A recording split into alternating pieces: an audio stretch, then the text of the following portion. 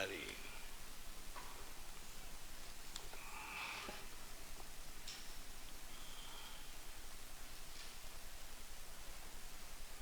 Babu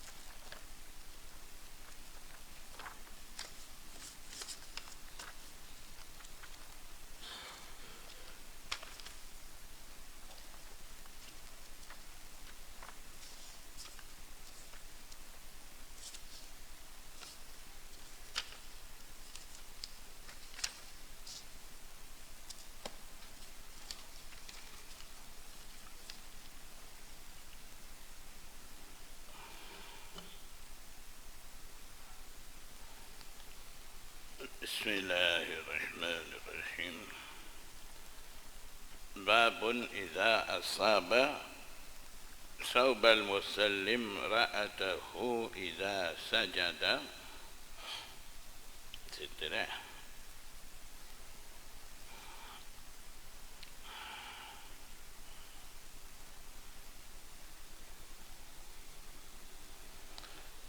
Bab berkenaan dengan apabila kain daripada yang semayang tu terkena kepada istrinya apabila musalli yang semayang tu sujud.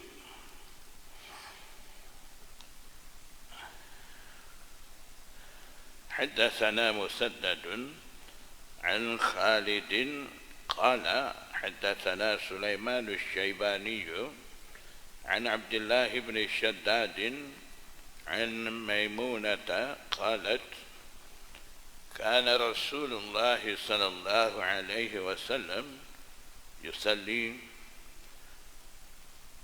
Riwayat daripada Maimunah radhiyallahu anha, dia kata Nabi sallallahu alaihi wasallam sembahyang wa ana hizaahu ay izaahu, sedang saya berada di hadapannya, arah bertentangannya.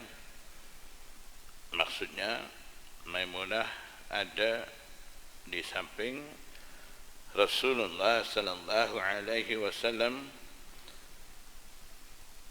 Berdasarkan riwayat lain, Maimunah ketika itu duduk di samping Rasulullah sallallahu alaihi wasallam sembahyang.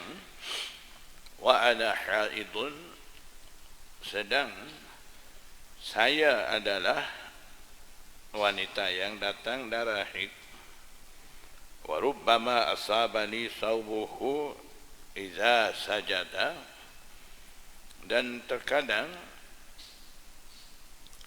kainnya, kain Rasulullah sallallahu alaihi wasallam terkena saya ketika Nabi sallallahu alaihi wasallam sujud.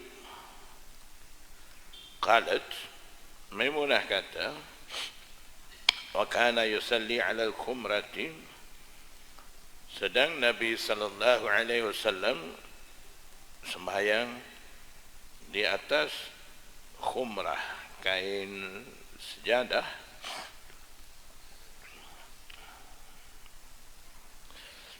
daripada terjematul bab dan hadis bab ni, muhaddisin kata Imam Bukhari mau bagi hilangkan satu ragu-ragu, yang mana ragu-ragu itu timbul daripada satu hukum, iaitu masul mar'ah, sentuh dengan wanita itu naqidul wudu, batalkan wudu. Jadi daripada hukum itu boleh jadi sesetengah orang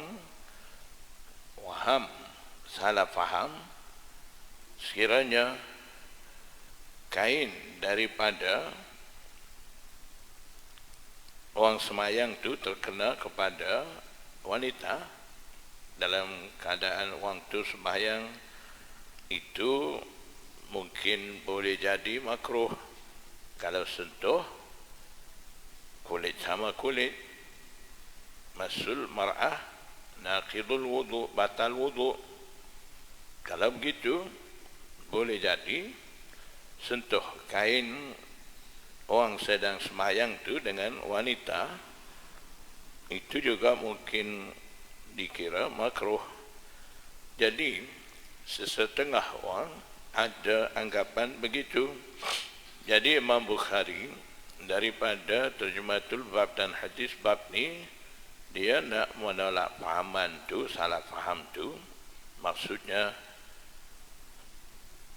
dalam keadaan semayang, kain daripada orang semayang tu kalaulah terkena kepada wanita, itu tidak menjadi apa-apa gangguan dalam sembahyang. Dan dalam riwayat ni, kain daripada Rasulullah sallallahu alaihi wasallam tu apabila dia sujud terkena dengan Maimunah pula dalam keadaan datang darah bulan.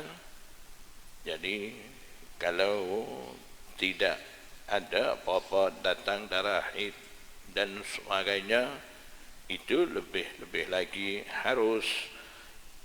Jadi daripada terjematul bab ni, Imam Bukhari mau nyatakan harusnya tersentuh kain musalli kepada wanita, dan itu tidak membatalkan sembahyang. Jadi perbincangan bagi bab ini ialah, adakah batal sembahyang orang itu ataupun tidak apabila terkena kain dia yang sedang sembahyang itu terkena dengan wanita yang ada, isteri yang ada berhampiran dengan dia sembahyang tu, adakah batal ataupun tidak. Perbincangan utama di sini tentang tu. Jadi wal hadithu dalun ala sihah, hadis memberi kefahaman, menunjukkan sahnya sembahyang itu. Babus salati alal hasir, bab ini datang menceritakan berkenaan dengan sembahyang di atas tikar. Wa salla Jabirun wa Abu Sa'idin fi safinati qa'iman. Jabir bin Abdullah dan Abu Sa'id Al-Khudri, kedua-dua sahabat itu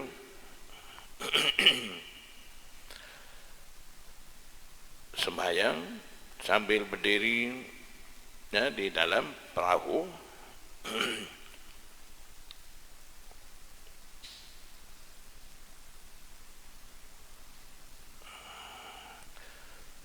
وقال الحسن قائما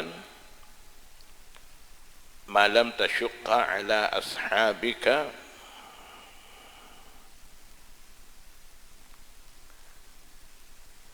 Dan Hasan Basari kata, semayang sambil berdiri juga dalam safinah, perahu, kapal. Malam tasyuqqa ala ashabika, selama mana tidak menjadi keberatan di atas teman-teman engkau tu, taduru ma'aha, berpusing bersama dengannya, dengan safinah. Safinah tu pusing ke mana, pusing ikut, pusing bersama safinah tu semayang. Wa illa faqa'idan, dan jika tidak, kalau tidak mampu pusing bersama dengan safinah tu, ketika tu boleh semayang sambil duduk. Maksudnya itu dah jadi masyaqqah bagi orang semayang tu. Ketika tu boleh dia tu semayang sambil duduk.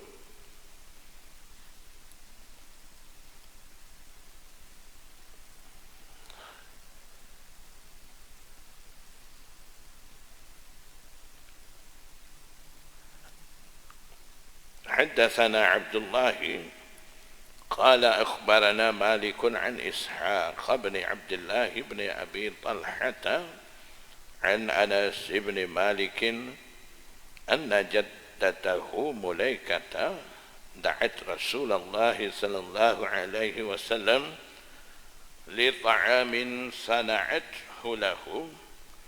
Riwayat daripada jaddah nenek Anas bin Malik, nama dia Mulaikah, dia menjemput, mengundang Rasulullah sallallahu alaihi wasallam untuk makanan, yang mana dia Mulaikah tu sediakan makanan tu lahu li Rasulillah, khusus untuk Rasulullah sallallahu alaihi wasallam. Fa akala minhu, maka Nabi sallallahu alaihi wasallam makan daripadanya, minhu minat ta'am. Thumma qala, setelah makan Nabi sallallahu alaihi wasallam bersabda, qumu, bangunlah kamu, fala usalli lakum, aku akan sembahyang bagi kamu. Bagi kamu maksudnya faidah ataupun ihsan bagi kamu. Yang tadi li ta'amin sana'athu lahu, lahu lam di situ al-lamu lil ikhtisas, memberi makna khusus. Maksudnya sediakan makanan tu oleh Mulaikah khusus bagi Rasulullah sallallahu alaihi wasallam. Di sini pula fala usalli lakum, lam tu al-lamu lil intifa', maksudnya lam memberi makna manfaat. Nabi sallallahu alaihi wasallam suruh bangun, dia mau sembahyang tu tujuannya untuk memberi manfaat kepada tuan rumah, untuk dapatkan keberkatan daripada Rasulullah sallallahu alaihi wasallam sembahyang di rumah mereka. Jadi ini bagaikan Rasulullah sallallahu alaihi wasallam menghayati maksud daripada ayat hal jazaa'ul ihsanu illal ihsan, balasan bagi ihsan. Orang berbuat baik itu membalas dengan berbuat baik juga. Maksudnya Mulaikah bagi makan, jemput Rasulullah SAW makan di rumah dia, itu ihsan daripada Mulaikah. Nabi sallallahu alaihi wasallam membalas ihsan tu dengan ihsan juga, dengan semayang sunat di rumah Mulaikah tu. Tujuannya supaya rumah Mulaikah tu ada keberkatan, kebaikan, dengan sebab Rasulullah sallallahu alaihi wasallam sembahyang di rumah mereka. Qala Anas bin Malik kata, faqumtu ila hasirin lana, saya berdiri menuju kepada hasir tikar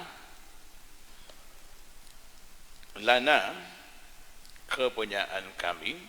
Lam di sini pula maksudnya al-lamul litamlik, tikar milik kami, kepunyaan kami.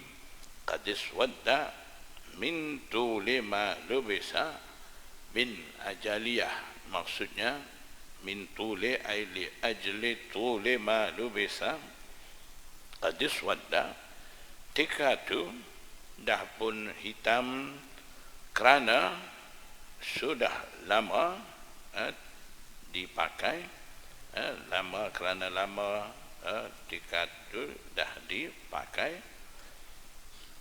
ataupun kerana lama tidak dipakai, gulung begitu. Sebab tu jadi tikar ni dah pun hitam.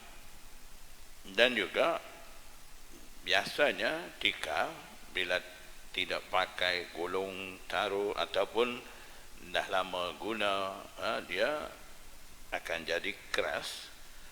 Fanadahtuhu bima'in, sebab tu Anas bin Malik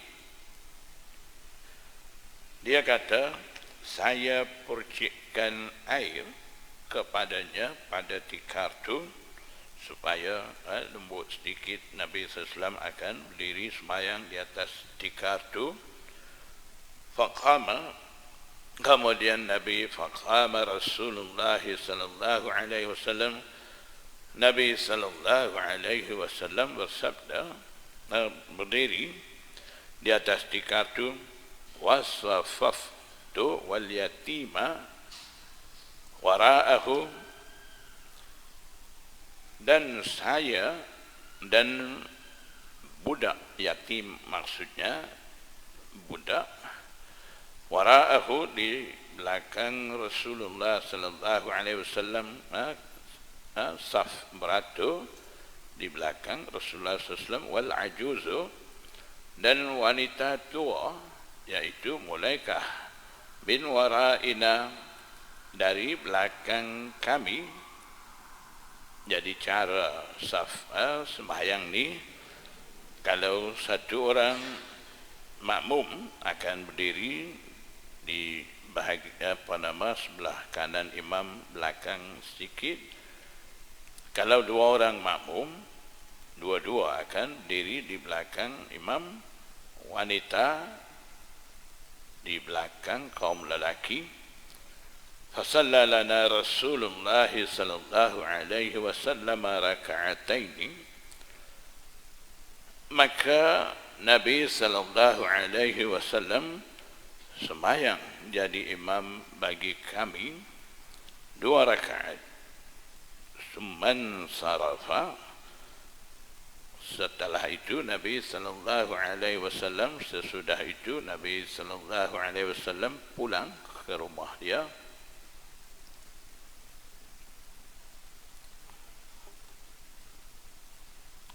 Muhaddisin bagi tahu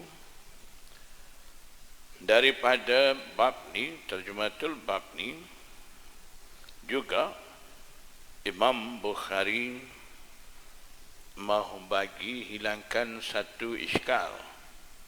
Agaknya iskal tu, persoalan tu timbul daripada hadis ju'ilat liyal ardu masjidan wa tuhura. Bumi itu dijadikan khusus bagi aku sebagai masjid, tempat sembahyang, dan juga tuhur, penyuci. Jadi maksudnya Nabi Anbiya dulu bila mereka mau sembahyang, mau ibadat, mereka mesti pergi tempat khusus, dikhususkan untuk ibadah. Tidak boleh mau ibadat di mana sahaja mereka suka di atas muka bumi. Tapi khususnya Rasulullah sallallahu alaihi wasallam ni boleh dia dan umat dia semayang di mana sahaja di atas bumi di tempat bersih, dan juga bumi dijadikan penyuci. Maksudnya bumi apabila tidak ada air boleh tayamum dengan bumi, disebabkan ada hadis begitu. Sesetengah salah faham dan mereka kata semayang ni mesti di atas tanah, di atas bumi, tidak boleh semayang di atas sejadah, papan di tempat lain, atas air seperti mana perahu ada atas air dan sebagainya. Mereka mengambil maksud daripada hadis itu, dan itu dikira salah faham terhadap hadis oleh Imam Bukhari.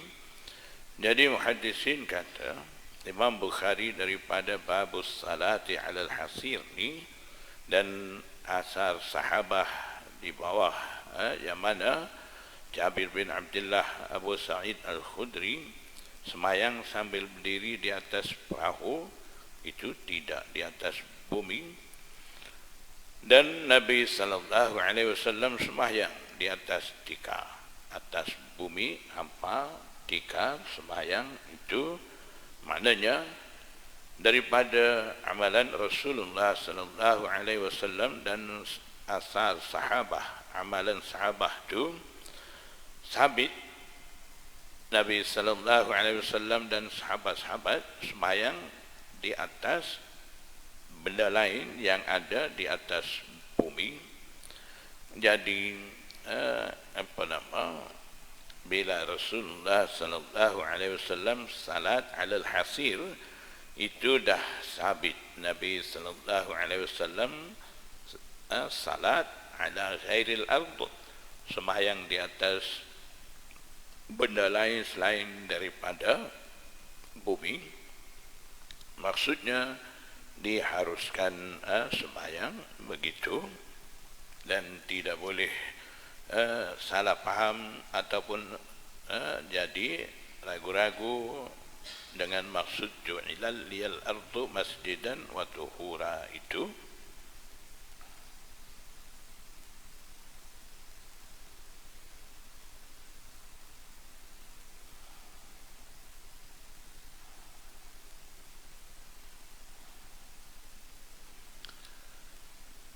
Jadi berkenaan dengan taduru ma'aha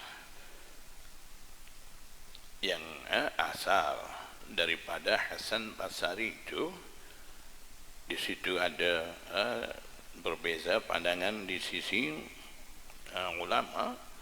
Di sisi Alamah Qustalani, dia kata arah mana perahu itu, kapal itu berjalan, menghadap jalan, itulah orang semayang tu pun menghadap semayang. Dan sesetengah muhaddisin pula ambil maksud di situ orang semayang atas kapal perahu tu, dia usaha bila dia mula semayang tu menghadap arah kiblat. Apabila perahu ataupun kapal tu dah pusing kod lain selain daripada arah kiblat tu, jadi orang semayang ni dalam keadaan semayang juga dia pusing ke arah kiblat juga. Itu satu maksud daripada imah berkenaan dengan taduru ma'aha itu.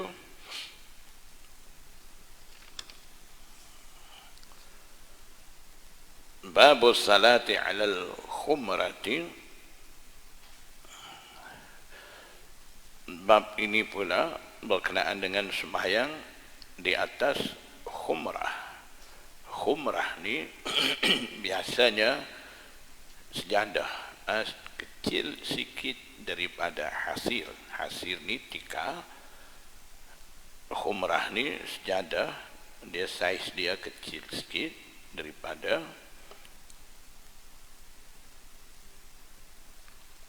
hasir.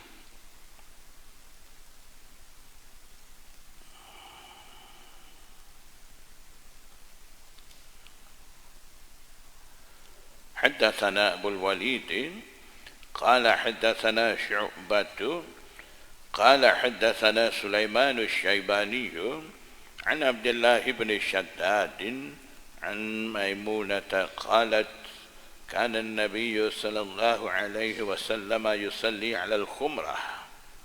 Nabi sallallahu alaihi wasallam sembahyang di atas khumrah, tikar kecil ataupun sejadah saiz kecil daripada hasir. Babu salati ala al-firash. Bab ini berkenaan dengan sembahyang di atas hamparan.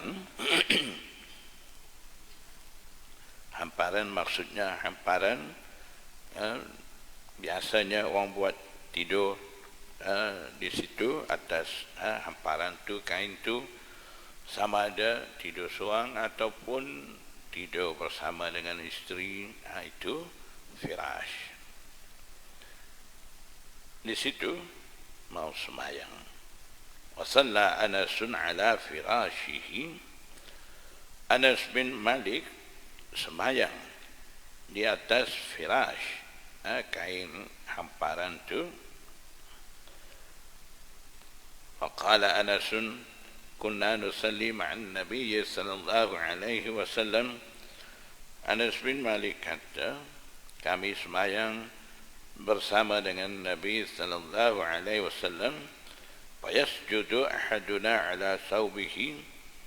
Kami sujud, dan salah seorang daripada kami sujud di atas kainnya Rasulullah sallallahu alaihi wasallam. Jadi ada lagi hadis-hadis selepas daripada ni 2-3 hadis lagi. Di situ juga akan kita temu Nabi sallallahu alaihi wasallam sembahyang di atas firash tu. Jadi maksudnya sebelum kita baca hadis-hadis tu,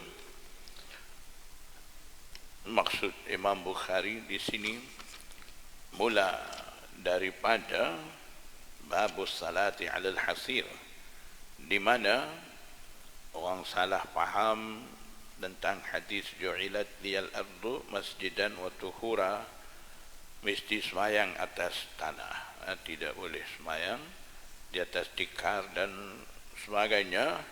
Jadi Imam Bukhari daripada babus salati alal hasir ni menolak mai salah fahamnya terhadap hadis tu, berterusan babus salati alal khumrah, dan sekarang ni babus salati alal firash. Semuanya menolak salah faham terhadap hadis tu, dan muhaddisin kata ini satu kebiasaan Rasulullah Imam Bukhari apabila dia berhujjah, terkadang tidak kata dengan satu hadis satu bab saja, terkadang dia bawa beberapa bab dan beberapa banyak hadis, istidlal pandangan dia, ijtihad dia tu yang bercanggah dengan pandangan orang lain, dianggap salah faham terhadap mana-mana hadis, dan juga ada pendapat daripada sesetengah, sama ada di kalangan tabi'i, tabi'ut tabi'i, mereka juga anggap salat alal khumrah itu makruh, seperti mana nakal daripada Umar bin Abdul Aziz. Pandangan dia semayang di atas khumrah ni makruh. Jadi sambil menolak pandangan-pandangan yang agak bercanggah dengan hadis-hadis ni, Imam Bukhari bawa beberapa bab dan juga beberapa banyak hadis-hadis sebagai dalil daripada dia. Haddatsana Ismail qala haddatsani Malik an Abi Nadr maula Umar bin Ubaidillah an Abi Salamah bin Abdurrahman an Aisyah zawj Nabi sallallahu alaihi wasallam annaha qalat. Riwayat daripada Aisyah Ummul Mukminin, dia kata, kuntu anamu baina yaday Rasulullah sallallahu alaihi wasallam, saya tidur di hadapan Rasulullah sallallahu alaihi wasallam, wa rijlaya fi qiblatihi, fi qiblatihi ay fi makani sujudihi, sedang kedua-dua kaki saya berada di arah kiblatnya Rasulullah SAW sembahyang, yaitu kedua-dua kaki Aisyah radhiyallahu anha berada di tempat sujudnya Rasulullah sallallahu alaihi wasallam. Berkenaan dengan maksud itu, hadis berikutnya di situ kita akan baca Aisyah tidur di antara Rasulullah SAW sembahyang dan di antara khiblat, tidur di atas hamparan ahli keluarga dia. Jadi hadis selepas daripada ni kita akan temu maksud tu. Fa idza sajada ghamazani, maka apabila Rasulullah sallallahu alaihi wasallam sujud, dia cubit ataupun dia cuit saya. Faqabattu rijlaya, maka saya tarik kedua-dua kaki saya, disebabkan hujrah Aisyah radhiyallahu anha sempit, bukan Rasulullah SAW duduk rumah luas, rumah banglo, tidak. Hujrah bilik Aisyah tu berhampiran dengan Masjid Nabawi, biliknya sempit.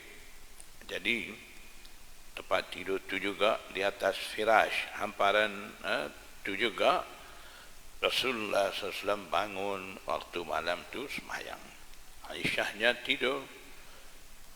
Jadi kaki Aisyah ada di tempat Rasulullah SAW nak sujud tu. Bila Rasulullah SAW nak sujud, pergi sujud, tangannya turun dulu, pergi setelah letak lutut, bila nak pergi sujud tu, tangan sampai lagi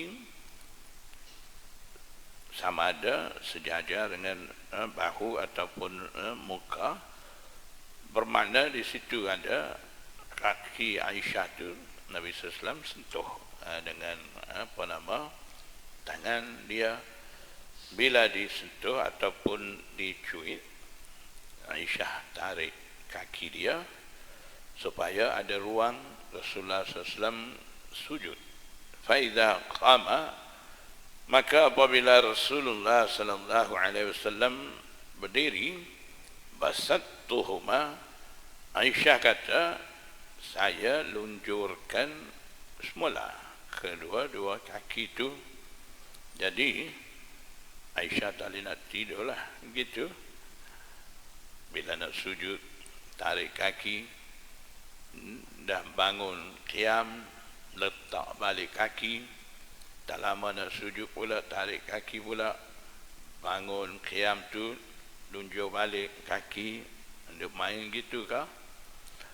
Rasulullah SAW sembahyang malam seperti mana kita dah tahu dalam riwayat-riwayat lain ada, Nabi SAW qiyam lama, kadang-kadang satu-satu rakaat baca surah Baqarah pun ada nama. Bila rukuk sama masa dengan qiyam. Berdiri balik daripada rukuk sebelum sujud pun lama sama masa dengan qiyam tu.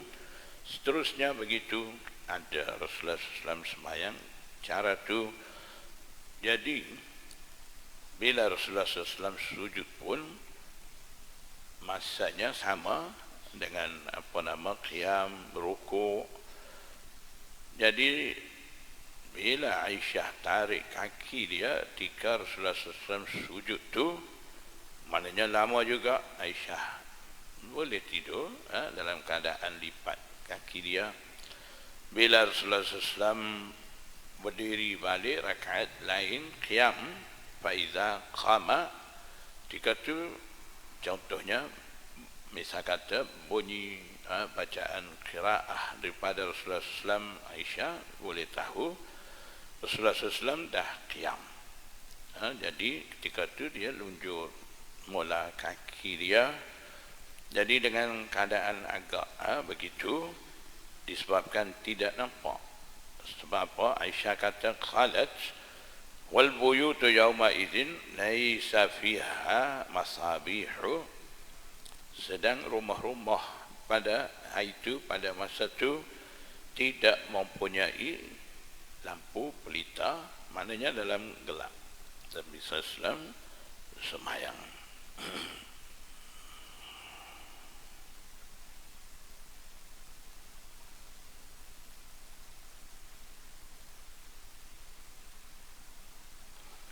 حدثنا يحيى بن بكير قال حدثنا الليث عن وكيل عن ابن شهاب قال أخبرني عروة أن عائشة أخبرته أن رسول الله صلى الله عليه وسلم كان يصلي.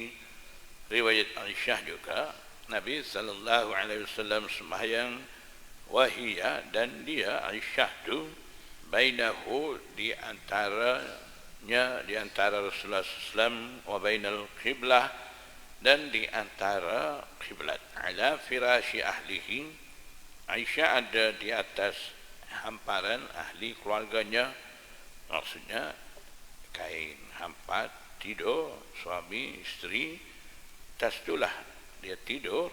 I'tiradul janazati, dia tidur melintang di antara Nabi sallallahu alaihi wasallam sembahyang dan kiblat tu. I'tiradul janazah seperti mana lintangan jenazah, dia tidur situ. Haddatsana Abdullah bin Yusuf قال حدثنا الليث عن يزيد عن عراك عن عروة أن النبي صلى الله عليه وسلم كان يصلي وعائشة معترضة بينه وبين القبلة. Riwayat daripada Urwah bin Zubair, Nabi sallallahu alaihi wasallam sembahyang sedang Aisyah mu'taridatun tidur melintang bainahu wa bainal qiblah, di antara Rasulullah SAW dan di antara qiblah, alal firash alladhi yanamani alaihi, Aisyahnya tidur di atas hamparan yang mana mereka berdua, yakni Rasulullah SAW dan Aisyah, tidur di atasnya. Jadi maksudnya Nabi sallallahu alaihi wasallam bila sembahyang dicuit kaki Aisyah tu supaya tarik kaki biar ada ruang untuk dia sujud, bermakna Rasulullah sallallahu alaihi wasallam ketika tu sembahyang alal firash. Di situ juga ya, di mana tempat Rasulullah SAW dan Aisyah tidur di atas firash tu, Situ juga Nabi SAW sembahyang, dan ketika dia nak sujud, Aisyah tarik kaki dia. Bila qiyam, Aisyah lunjur balik. Jadi maknanya di atas firash tu hamparan suami isteri tidur. Di situ isteri tidur, suaminya sembahyang. Maksudnya daripada hadis-hadis ni sebenarnya Imam Bukhari mau istidlal harusnya sahnya sembahyang alal firash, dan tidak perlu timbul ragu-ragu sembahyang mesti di atas tanah, di atas bumi saja, disebabkan hadis ju'ilat liyal ardu masjidan wa tuhuratu. Tidak perlu timbulkan iskal dengan melalui hadis tu, dan nak buat putusan tidak sah sembahyang alal hasir, alal khumrah, alal firash. Tak boleh menentu hukum tidak sah sembahyang di atas benda-benda tu.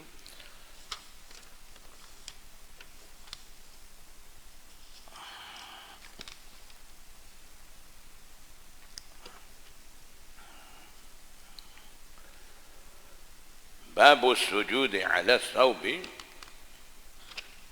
fi syiddatil harri.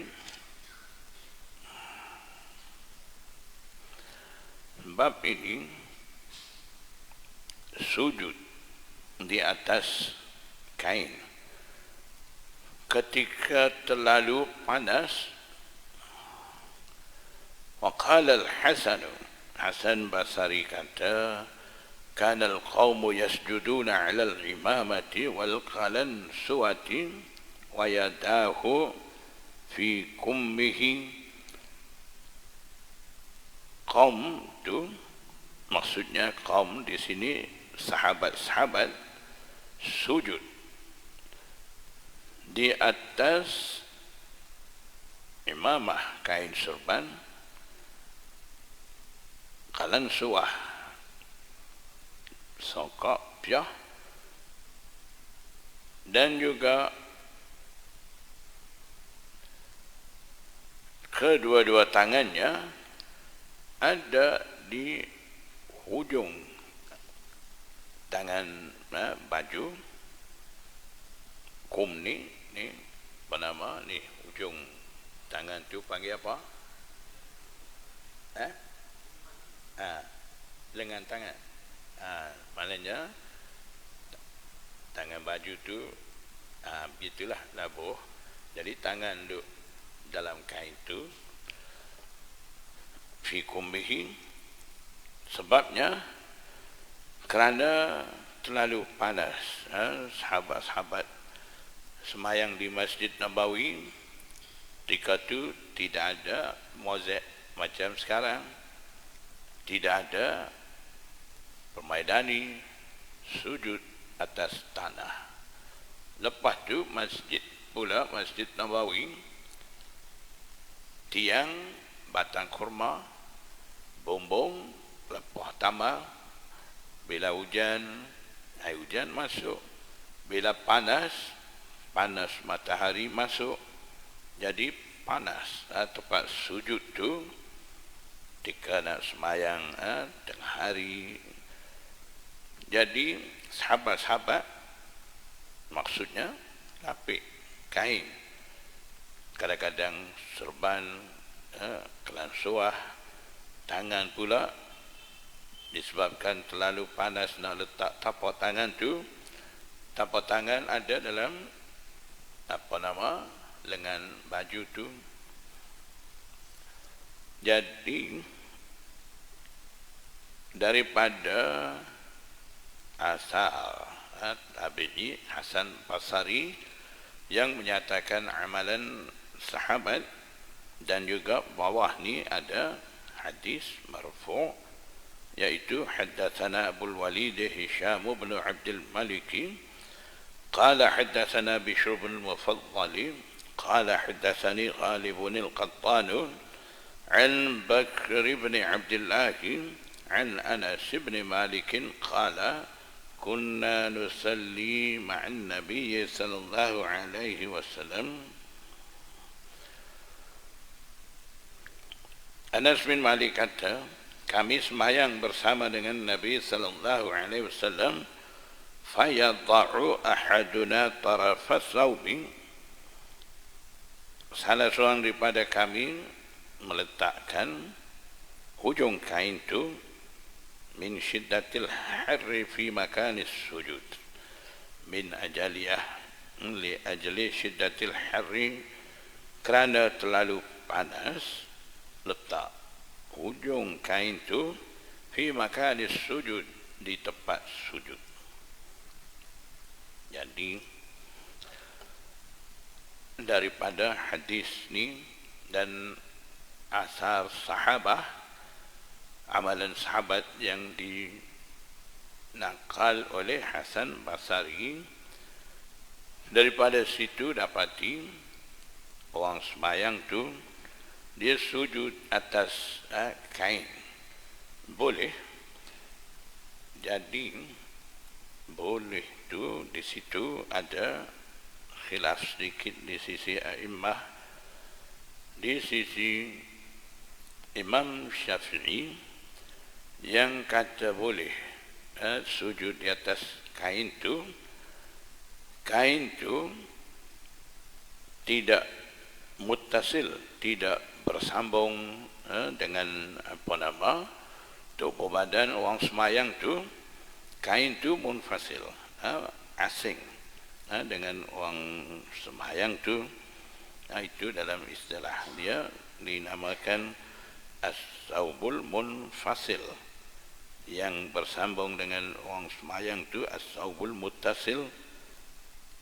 Maknanya kain tu sambung dengan orang semayang. Bila orang semayang tu bangun duduk gerak, kain tu pun gerak sama. Itu as-saubul muttasil. Jadi di sisi Imam Abu Hanifah dan jumhur a'immah harus sujud di atas kain bersambung dengan orang semayang tu. Tapi di sisi Imam Syafi'i, dia takwil hadis ni, dia ambil maksud sujud di atas ujung kain tu maksudnya kain yang tidak bersambung, kain tu terpisah daripada orang semayang tu. Imam Syafi'i takwil maksud kain di sini as-saubul munfasil. Dan muhaddisin kata daripada terjematul bab dan hadis dan juga asar sahabah, Imam Bukhari hendak menyatakan ijtihad dia yang menjadi sama dengan pendapat jumhur a'immah dan menolak pandangan Imam Syafi'i. Maksudnya dalam bab ni Imam Bukhari bersama dengan jumhur a'immah, sama sependapat dengan jumhur a'immah, bercanggah dengan Imam Syafi'i dan juga ulama Syafi'i. Jadi Imam Bukhari dia juga mujtahid, seperti mana dia muhaddis, dia juga mujtahid. Seumpama imam-imam mazhab tu, imam pak mazhab, dan ada juga imam-imam lain yang sampai darjat ijtihad. Mereka muhaddis lagi mujtahid, tapi yang sampai darjat mujtahid mutlak ni imam pak mazhab. Jadi Imam Bukhari dia juga sampai darjat ijtihad. Dia boleh ijtihad hukum daripada hadis-hadis. Itu juga tujuan kitab Sahih Bukhari. Imam Bukhari adakan terjematul bab bagaikan ijtihad dia dan hadis di bawah tu asarus sahabah dan sebagainya, itu merupakan dalil bagi ijtihad dia. Jadi selama ni kita baca mai ni, kita boleh faham, boleh nampak ijtihad Imam Bukhari juga dalam bab-bab ni ada pergi sama dengan sesetengah imam mujtahidin dan ada bercanggah dengan sesetengah imam mujtahid. Terkadang ijtihad dia berpihak, pandangan Imam Malik bercanggah dengan a'immah salasah. Terkadang pandangan dia sama dengan jumhur a'immah dan bercanggah dengan Imam Syafi'i, seperti mana dalam bab ni. Jadi maksudnya ijtihad Imam Bukhari juga tidak terkeluar daripada ijtihad a'immah mujtahidin juga. Jadi disebabkan itu, semenjak daripada adanya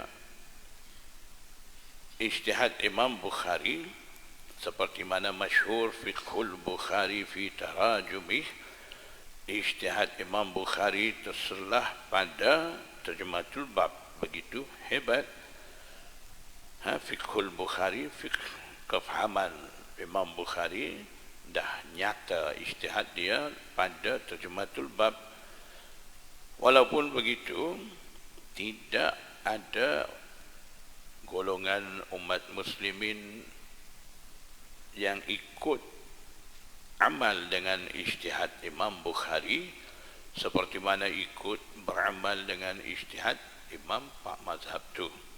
Memang Imam Bukhari hebat, ijtihad dia disanjung tinggi oleh muhaddisin semenjak Imam Bukhari ada sampai hari ini. Walaupun begitu, tidak ada golongan umat muslimin ikut mazhab Imam Bukhari. Maksudnya penerimaan berterusan daripada Allah Subhanahu wa taala, maqbul ammah, ada pada ijtihad Imam Pak Mazhab tu. Di situ ada ikutan ramai, ikut mazhab Hanafi, Syafi'i, ijtihad Imam Abu Hanifah, Imam Syafi'i itu ramai. Ya, kemudian ikut ijtihad Imam Malik, ada pula yang ikut ijtihad Imam Ahmad bin Hanbal. Itulah apa nama cara ijtihad daripada imam-imam mazhab dan apa nama imam Pak Mazhab. Ijtihad mereka tu dapatlah apa nama kedudukan tinggi dan maqbul ammah. Sampai hari ini masih lagi ramai mengikuti dan sanjung tinggi dengan ijtihad dan pandangan-pandangan daripada imam-imam mazhab tu.